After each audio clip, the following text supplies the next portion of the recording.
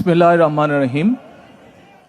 আমি মরহুমা বেগম খালেদা জিয়ার বড় সন্তান তারেক রহমান।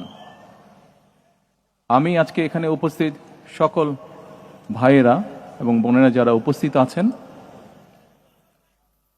মরহুমা বেগম খালেদা জিয়া জীবিত থাকাকালীন অবস্থায় যদি আপনাদের কারো কাছ থেকে কোনো ঋণ নিয়ে থাকেন, দয়া করে আমার সাথে যোগাযোগ করবেন, আমি সেটি পরিশোধের ব্যবস্থা করব ইনশাআল্লাহ।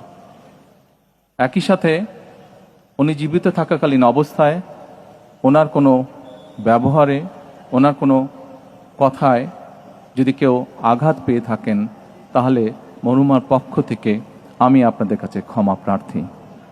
দোয়া করবেন আল্লাহ তাআলা যাতে ওনাকে বেহেশত দান করেন। আসসালামু আলাইকুম।